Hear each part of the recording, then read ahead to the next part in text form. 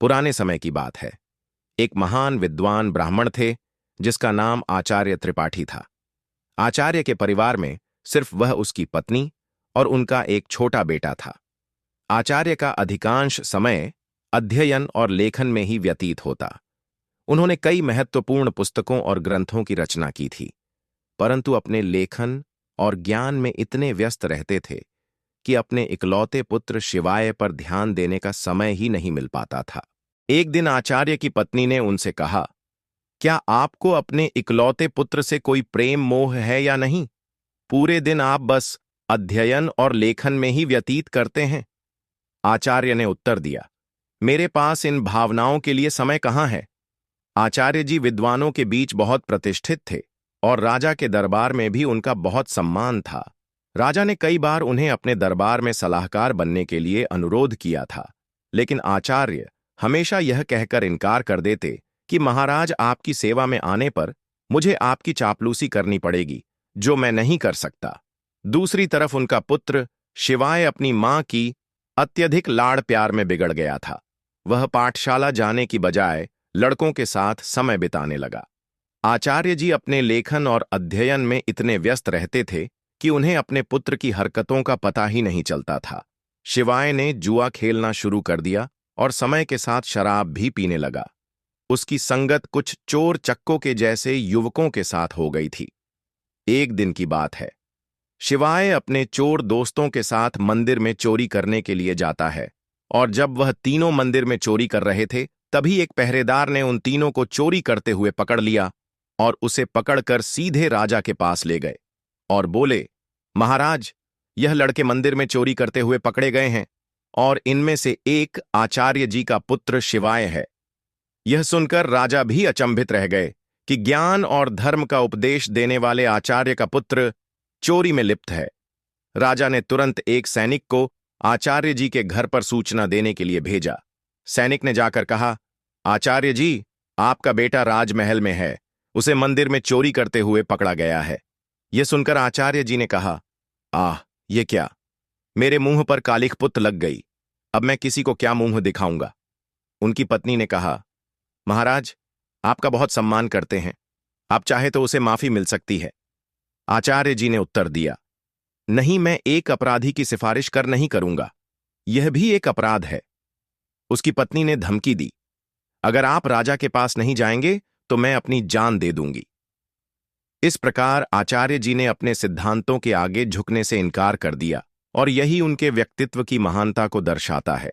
लेकिन फिर ना चाहते हुए भी आचार्य ने भारी मन से कहा, ओह, तुम्हारी इस जिद की वजह से मुझे राजा के पास जाना ही पड़ेगा। पत्नी की बात मानकर मजबूरी के चलते वे राजमहल पहुंचे।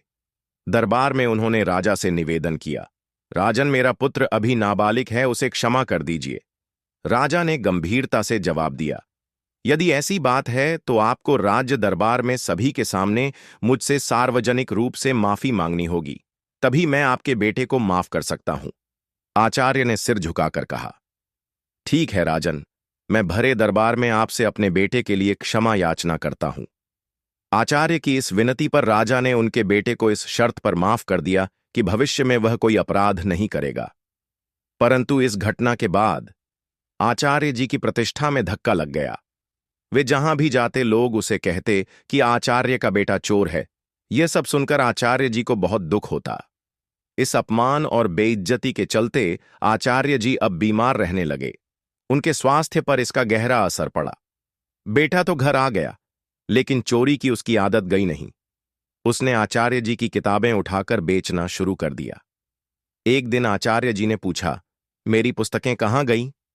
तो बेटे ने लापरवाही से कहा, पिताजी, मैंने घर का कूड़ा कचरा साफ कर दिया। आचार्य क्रोधित होकर बोले, अरे निकम्मे, तूने मेरा सर्वनाश कर दिया बेटा। ऊंचे स्वर में बोला, आप तो हमेशा मुझे कोसते ही रहते हैं। मुझे लगा वह किताबें किसी काम की नहीं, इसलिए मैंने उन्हें बेच दिया। आचार्य जी ने उसे ज्यादा कुछ कहा नहीं। समय बीतने के साथ साथ आचार्य की बीमारी और गंभीर होती गई। वे चिंतित थे कि उनके बाद उनकी पत्नी और आवारा बेटे का क्या होगा। वे बीमार थे, फिर भी एक महत्वपूर्ण ग्रंथ की रचना कर रहे थे। वे सोचते, मैं यह ग्रंथ पूरा करके ही मरूंगा। बीमारी के बावजूद वे दिन रात लिखते रहे और एक दिन उनका यह ग्रंथ पूरा हो गया। उन्होंने सोचा, मेरा ग्रंथ तो पूरा हो गया है, लगता है मेरे जीवन के दिन भी पूरे हो गए हैं। उस दिन उन्होंने अपने बेटे को पास बुलाया और कहा, बेटा अभी भी समय है, तुम संभल सकते हो, अपने आप को काबिल बना सकते हो। उन्होंने अपना लिखा हुआ ग्रंथ बेटे को देते हुए कहा, बेटा तुम्हारी बर्बादी मेरी ही लापरवाही का नतीजा है, यह अमूल्य ग्रंथ संभाल कर रखो, तुम्हें देने के लिए मेरे पास कुछ और नहीं है। शिवाय ने वह ग्रंथ की पोथी अपने पास रखी, परंतु मन ही मन वह सोच रहा था, मैं इस पोथी का क्या करूंगा, मुझे पढ़ना लिखना तो आता ही नहीं। अगर पिताजी कुछ पैसे देते तो बात भी थी। अगले दिन सुबह आचार्य का देहांत हो गया। उनकी मृत्यु के बाद उनके परिवार पर मानो दुखों का पहाड़ टूट पड़ा था, परंतु शिवाय को इस बात की कोई चिंता नहीं थी। वह तो अपने पिताजी के सामान में धन की तलाश करने लगा और कहा, पिताजी ने मेरे लिए एक कौड़ी भी नहीं छोड़ी। शिवाय निराश होकर बैठ गया। कुछ समय और बीता तो मां बेटे की हालत इतनी खराब हो गई कि खाने के भी लाले पड़ने लगे। एक दिन मां ने तंग आकर बेटे से कहा, बेटा कुछ काम धंधा करके लाओ, नहीं तो हम भूख मर जाएंगे। शिवाय ने उदास मन से जवाब दिया, मां, मुझ जैसे अनपढ़ और बदनाम को कौन काम देगा। यह सुनकर मां ने सोचा, क्यों ना मैं राजा के पास जाऊं। मेरे पति का राजा बहुत सम्मान करते थे, शायद वह हमारी मदद कर दे। यह सोचकर वह राज दरबार पहुंची और राजा से गुहार लगाई, महाराज हम भूखों मर रहे हैं, हमारी मदद कीजिए। राजा ने खड़े स्वर में कहा, क्या मदद? तुम्हारे पति को मैंने बहुत बार सलाहकार बनने के लिए अनुरोध किया था, लेकिन आचार्य हमेशा यह कहकर इनकार कर देते कि महाराज आपकी सेवा में आने पर मुझे आपकी चापलूसी करनी पड़ेगी, जो मैं नहीं कर सकता। राजा ने कहा, तुम्हारा बेटा अब कमाने लायक है, मैं तुम्हारी कोई मदद नहीं कर सकता। निराश होकर मां घर लौट आई। घर पहुंचकर शिवाय ने मां को अपने पिता की दी हुई पोथी दिखाते हुए पूछा, मां, पिताजी ने यह पोथी मुझे क्यों दी? मां ने दुखी स्वर में कहा, बेटा यह तेरे पिता की ज्ञान की आखिरी निशानी है। शिवाय ने उस पोथी को पढ़ने की कोशिश की, पर वह उसके लिए काला अक्षर भैंस बराबर थी। कुछ सोचकर वह अपने पड़ोस के रामू काका के पास गया और बोला, रामू काका, आप तो पढ़े लिखे हैं, क्या आप मुझे इस पोथी का मतलब बता सकते हैं? रामू काका ने पोथी खोलकर देखा और बोले, इसमें तो बहुत कठिन श्लोक लिखे हैं, इनका अर्थ तो कोई महापंडित ही बता सकता है। शिवाय निराश होकर वापस लौट आया। उसने कई जगह काम ढूंढने की कोशिश की, पर अपनी बुरी छवि के कारण सभी ने उसे काम पर रखने से इनकार कर दिया। वह जहां भी जाता लोग उसे दुत्कार कर भगा देते थे। इस बीच उसकी मां भूख और बीमारी से कमजोर होती चली गई। अपनी मां की लाचारी और उसकी भूख को देखकर शिवाय ने खाने का इंतजाम करने की ठानी और घर से निकल पड़ा। चलते चलते उसकी नजर एक बगीचे पर पड़ी जिसमें फलों के पेड़ लगे हुए थे। उससे रहा न गया और वह बगीचे के अंदर चला गया। शिवाय ने जल्दी से कुछ फल तोड़े, लेकिन तभी बगीचे का पहरेदार वहां आ गया। संयोग से वह बगीचा महाराज का था। एक बार फिर शिवाय को पकड़कर महाराज के सामने पेश कर दिया गया। पहरेदार ने कहा, महाराज यह आपके बगीचे से फल चुरा रहा था। राजा ने गुस्से में कहा, अरे तुम्हारी अब तक आंखें नहीं खुली, तुमने फिर से चोरी की। शिवाय गिड़गिड़ाकर बोला, महाराज मैं कई दिनों से भूखा हूं। राजा ने कड़क आवाज में कहा, चुप हो जाओ, अगर तुम आचार्य के पुत्र ना होते तो तुम्हें सूली पर चढ़ा देता। तुम्हारी यही सजा है कि तुरंत मेरा राज्य छोड़ दो। वह बेचारा कह भी नहीं पाया कि वह भूख से लाचार है। राज्य से निकाले जाने की सजा पाकर जब बेचारा शिवाय घर लौटा तो उसकी मां की मृत्यु हो चुकी थी, क्योंकि कई दिनों से उसने कुछ नहीं खाया था और उसे हमेशा चिंता सताती रहती कि मेरे जाने के बाद मेरे बेटे का क्या होगा। दुखी मन से उसने अपनी मां का अंतिम संस्कार किया और राज्य छोड़ने का निश्चय कर लिया। शिवाय ने अपने पिता की दी हुई पोथी को संभालकर एक थैले में डाला और राज्य छोड़कर चल दिया। दोस्तों, जिंदगी के एहसास बदल जाते हैं। जब कोई हाथ और साथ दोनों ही छोड़ देता है, तब कुदरत कोई ना कोई उंगली पकड़ने वाला भेज देता है। मुस्कुराकर चलते रहिए। मुंह पर कड़वा बोलने वाले कभी धोखा नहीं देते।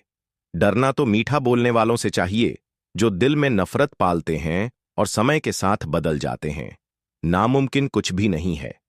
हम वह सब कर सकते हैं जो हम सोच सकते हैं, और वह सब सोच सकते हैं जो हमने कभी नहीं सोचा कि सब कुछ संभव है। हर कोई कहता है कि ईश्वर नजर नहीं आता। सच तो यह है कि जब संकट में कोई साथ नहीं देता तो वही नजर आता है। सहारे इंसान को खोखला कर देते हैं और उम्मीदें कमजोर कर देती हैं। अपनी ताकत के बल पर जीना शुरू कीजिए। आपका खुद से अच्छा साथी और हमदर्द कोई और नहीं हो सकता। यकीन जानिए, अगर आप हारना सीख लेंगे तो जीत रोती पीटती आपसे दूर चली ही आएगी। वक्त आपका है। चाहो तो सोना बना लो, चाहो तो सोने में गुजार दो। अगर आप जानते हैं कि आप वाकई में सही हैं तो लोगों को जो चाहे कहने दो। फिर पीठ पीछे आपकी बात चले भी तो घबराना मत, क्योंकि बात उन्हीं की होती है जिनमें कोई बात होती है। बढ़ते रहे कदम, बस मंजिल की ओर कुछ मिले ना मिले, तजुर्बा तो नया होगा। भूमि पर फल के लिए श्रम सबको करना पड़ता है। परमात्मा सिर्फ लकीरें देता है, उसमें रंग हमको भरना पड़ता है। अब शिवाय चलते चलते एक घने जंगल में पहुंचा और सोचा, यहीं फूल फल खाकर गुजारा करूंगा। वह एक पेड़ के नीचे बैठ गया और अपने पिता की पोथी को खोलकर फिर से पढ़ने की कोशिश करने लगा। शायद इसमें छिपे ज्ञान से मेरे दुखों का अंत हो जाए। बेचैनी में वह पोथी के पन्ने पलट रहा था, लेकिन उसे कुछ समझ नहीं आ रहा था। उसने सोचा कि काश मैं पढ़ पाता। पिताजी ने मरते वक्त कहा था कि यह ग्रंथ अमूल्य है। अचानक हवा का एक तेज झोंका आया और पोथी में से कुछ पन्ने उड़ गए। शिवाय ने उन पन्नों को पकड़ने की कोशिश की, पर वह असफल रहा। वह सोचने लगा, पता नहीं कितने पन्ने उड़ गए हैं। उसने पोथी को वापस बंद किया और आराम करने के लिए पेड़ के नीचे सो गया। उसी जंगल में एक युवराज शिकार खेलने के लिए भटक रहा था। हवा में उड़ता हुआ पोथी का एक पन्ना उसके हाथ लग गया। उसने उसे देखा और पढ़ने लगा। किसी ने सुंदर हस्तलिपि में संस्कृत का श्लोक लिखा है, किंतु मैं संस्कृत नहीं जानता। कुछ सोचकर युवराज ने वह पन्ना अपनी जेब में रख लिया और शिकार की तलाश में आगे बढ़ गया। तभी उसकी नजर एक हिरण पर पड़ी और वह उसका पीछा करने लगा। हिरण अपनी जान बचाने के लिए एक प्राचीन मंदिर की दिशा में भागा और युवराज उस प्राचीन मंदिर में दाखिल हो गया। जंगल के बीच में यह एक प्राचीन मंदिर था, जहां कुछ वनवासी पूजा कह रहे थे। उनका पुजारी कह रहा था, भाइयों देवी को प्रसन्न करने के लिए हमें नौजवान युवक की बलि देनी होगी। तभी युवराज ने मंदिर में प्रवेश किया। वनवासियों ने उसे देखा और बोले, पुजारी जी, संयोग की बात है, युवक भी आ गया, क्यों ना इसी की बलि दे दी जाए। यह सुनकर युवराज सोच में पड़ गया। अगर मैंने इन्हें अपना असली परिचय दे दिया तो यह मुझे अवश्य ही बलि पर चढ़ा देंगे, क्योंकि यह शत्रु देश के राजा का है। वनवासियों ने युवराज को रस्सी से बांध दिया। तब युवराज ने कहा, पुजारी जी, मैं एक नीच कुल की संतान हूं। मेरी बलि देने से देवी अपवित्र हो जाएंगी। पुजारी ने हंसते हुए सख्त स्वर में कहा, अरे देवी को बलि चाहिए, उन्हें ऊंच नीच से कोई मतलब नहीं है। युवराज अपने जीवन से निराश हो गया और सोचने लगा, झूठ बोलकर भी मैं अपने प्राण नहीं बचा पा रहा हूं। जब उसे बलि के लिए लाया गया तो उसने कहा, भाइयों, बलि पर चढ़ने से पहले मैं अपनी एक अंतिम इच्छा पूरी करना चाहता हूं। मेरी जेब में एक भोजपत्र है, क्या कोई उसे पढ़कर उसका अर्थ बता सकता है? मेरी यही अंतिम इच्छा है। पुजारी ने कहा, अवश्य लाओ, मैं तुम्हें उसका अर्थ बताता हूं। पुजारी ने उस ग्रंथ के पन्ने को अपने हाथ में उठाया और कहने लगा, इस भोजपत्र पर 2 श्लोक अंकित है। पहले का अर्थ है, एक झूठ कई झूठों को जन्म देता है और झूठा व्यक्ति अंततः मुसीबत में फंस जाता है। दूसरे श्लोक का भावार्थ है, किसी के प्राण लेना सरल है, परंतु किसी को जीवन देना अत्यंत कठिन है। युवराज यह सुनकर फूट फूट कर रोने लगा। पुजारी ने उससे पूछा, तुम रो क्यों रहे हो? युवराज ने रोते हुए कहा, ये दोनों श्लोक मुझ पर ही चरित्रालु होते हैं। यह सुनकर वनवासियों को अपनी गलती का एहसास हुआ। उनमें से एक आगे बढ़कर बोला, पुजारी जी, यह युवक सच कह रहा है, हमें इसे जबरदस्ती बलि पर चढ़ाने का कोई अधिकार नहीं है। तब वनवासियों ने युवराज को मुक्त कर दिया। पुजारी ने कहा, जाओ नौजवान, इस श्लोक ने हमारी आंखें खोल दी हैं। हम आज के बाद देवी को किसी जीव की बलि नहीं चढ़ाएंगे। युवराज, जिसका नाम चंद्रादित्य था, उसने उनका धन्यवाद किया और महल की ओर चल दिया। लौटते समय वह विचारों में खोया हुआ था और सोच रहा था, यह भोजपत्र कितने अनमोल हैं। इन्होंने मेरे प्राण बचाए। हो सकता है ऐसे सुंदर उपदेशों वाले और भी पन्ने हों। महल वापस पहुंचकर युवराज ने अपने पिता के चरणों में प्रणाम किया और कहा, पिताजी, आपने मुझे शिकार खेलकर जीवों की हत्या करने से मना किया था। मैं आपसे झूठ बोलकर शिकार खेलने गया था और मुसीबत में फंस गया, परंतु इन श्लोकों ने मेरे प्राण बचा लिए। फिर युवराज ने अपने पिता राजा रुद्र प्रताप को अपनी आप बीती सुना दी। उसने कहा, ऐसे श्लोक जो दूसरों को अहिंसा की शिक्षा देते हैं और जिन्होंने मेरे प्राण बचाए, मेरे लिए हजारों मोहरों के बराबर है। पिताजी, इस भोजपत्र पर पन्नों की संख्या 3 लिखी है। यह किसी अनमोल पोथी के हिस्से हैं। राजा रुद्र प्रताप ने यह सुनकर अपने कुछ सैनिक को बुलाया और उन्हें भोजपत्र दिखाते हुए आदेश दिया, जो भी ऐसे श्लोकों से सजे भोजपत्र खोज कर लाएगा, उसे ऊंचा पद और पुरस्कार भी दिया जाएगा। दूसरे ओर आचार्य जी का बेटा शिवाय महीनों जंगलों में भटकता रहा। भटकते भटकते वह राजा रुद्र प्रताप के राज्य में आ पहुंचा। नगर में आकर भी उसने कई लोगों से सहायता मांगी, परंतु हर कोई उसे दुत्कार कर भगा देता था, क्योंकि इतने दिनों से भटकते भटकते शिवाय एक भिखारी जैसा दिखने लगा था।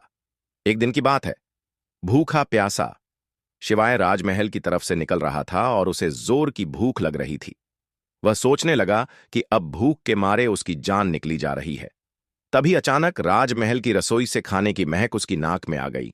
अनायास ही वह उस मोह सुगंध की ओर खींचता चला गया और सीधा रसोई घर में जा पहुंचा। वहां जाकर उसने रसोइये से कहा, भाई, मुझे 2 रोटी दे दो, बहुत भूखा हूं। रसोइये ने उसे दुत्कारा और कहा, जा भाग यहां से। लेकिन शिवाय की भूख इतनी बढ़ चुकी थी कि उससे सहन नहीं हो रही थी। उसने मौके का फायदा उठाकर रसोइये से नजरें बचाई और 2-3 रोटियां उठाकर अपने थैले में डाल ली। दुर्भाग्य से रसोइये की नजर उस पर पड़ गई। उसने शिवाय का हाथ पकड़ लिया और गुस्से में बोला, अरे रोटी चोर, चल, तुझे महाराज के सामने ले चलता हूं। शिवाय भूख के कारण चल भी नहीं पा रहा था और रसोइया उसे खींचता हुआ महाराज के पास ले गया और बोला, महाराज जी, ये भिखारी लड़का राजमहल की रसोई में घुस आया और यहां से रोटियां चुराई है जो इसके थैले में है। महाराज ने सिपाहियों को आदेश दिया, इस भिखारी के थैले को उल्टा कर दिया जाए।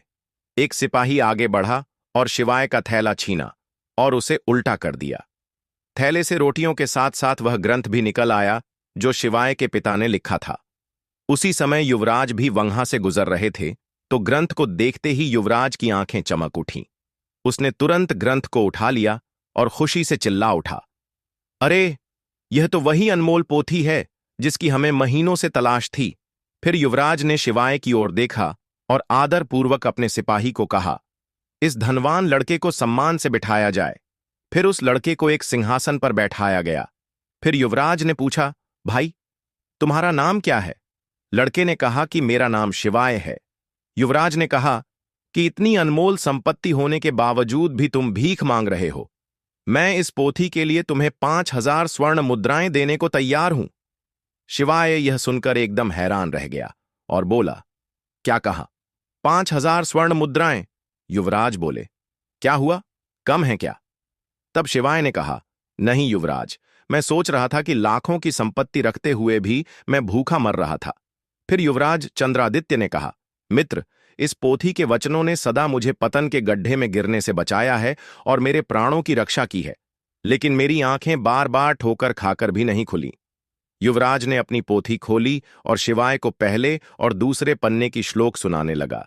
उसमें लिखा था कि अविद्या सारे कपटों की जननी है और संकटों में ही अपने और पराई की पहचान होती है। शिवाय ने कहा, सचमुच अविद्या ने ही मुझे दर दर का भिखारी बना दिया। अगर मैंने बचपन में ही विद्या ग्रहण की होती तो आज मैं भी अपने पिता की तरह एक विद्वान होता। युवराज ने कहा, भाई, शिवाय, अपनी पोथी का यह मूल्य स्वीकार करो। और यह कहते हुए उसने स्वर्ण मुद्राओं की थैली शिवाय को थमा दी। शिवाय ने थैली को हाथ में लेते हुए कहा, अब मैं धन का बोझ कहां उठाता फिरूं? इस धन को मैं गरीब बच्चों की अविद्या दूर करने के लिए लगाऊंगा। युवराज ने कहा, मित्र, अब तुम एक भिखारी नहीं रहे, तुम तो अब महान धनवान हो गए हो। शिवाय सोच रहा था, काश यह समझ मुझे बचपन में ही आ गई होती तो शायद मेरे माता पिता आज यहां होते। इसके बाद शिवाय ने वह धन ग्रहण किया और उसने उस धन से गरीब बच्चों के लिए एक पाठशाला बनवाई और खुद भी विद्या प्राप्त करने लगा। दोस्तों, किसी ने बड़े कमाल की बात कही है कि हौसला ना हार गिरकर। ऐ मुसाफिर, अगर दर्द यहां मिला है तो दवा भी यहीं मिलेगी। दोस्तों, जीवन में जो होना है वह होकर रहेगा। ये कहानी सिखाती है कि अगर आपकी बुराइयां आप पर हावी हो गई तो आपका अंत निश्चित है। इसलिए बुराइयों को अपने ऊपर हावी मत होने दो। इस कहानी को सुनने के लिए धन्यवाद दोस्तों। मिलते हैं अगली वीडियो में एक नई सीख के साथ। खुश रहिए, अपना ख्याल रखिए।